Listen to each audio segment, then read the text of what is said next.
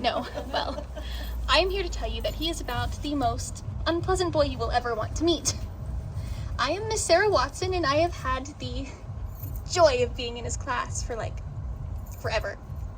The worst part is I have to sit next to him in every class every year because, well, Sarah Watson, Billy Williams, Watson Williams, there is no escaping the alphabet. His real name is William. Who names a child William Williams? He lives right down 9th Avenue from me, and we walk together to school every day. Not together, I would like to point out that we do not walk together. I mind my own business, and he rides by on whatever contraption he has at the moment. His latest thing is it's like a scooter, but he took the crate off of the front, so now it's just like a board with wheels. He calls it a skateboard. He says all the kids in California are riding them. You tell me, how would Billy Williams from little old Conway, South Carolina, know what kids are riding in California in 1952? He sits behind me in every class in the back right corner of the room with his head down on the desk. He never pays any attention, but he somehow always knows the right answer, except for when he's trying to be funny, which is all the time. But he's probably going to end up in Harvard or something. He insists on taking the board into school with him every day, and he rides it up and down the hallways, and he never gets caught. I don't know how.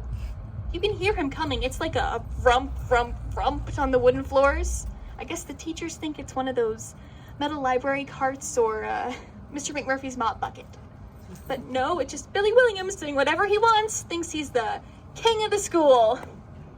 Well, my friend Mildred and I were walking to school one day down Main Street when Billy whizzes by us on his skateboard.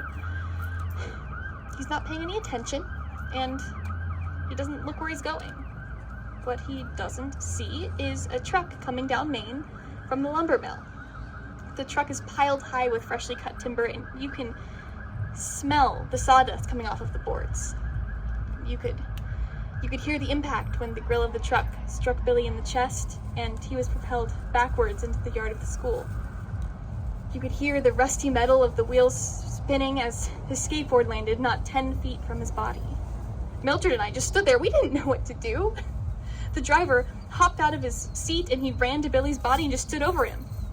I'm sure he thought he had killed him, but he then sat up. I'm telling you, that boy sat straight up, grabbed his skateboard, and ran into the school building like nothing had happened.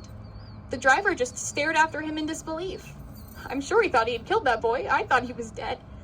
But no, of course he didn't kill him. It's Billy Williams. He gets away with everything. Well, I was going to be stuck with him until graduation. I forced myself to go into the classroom, and I met with the same scene I am every day.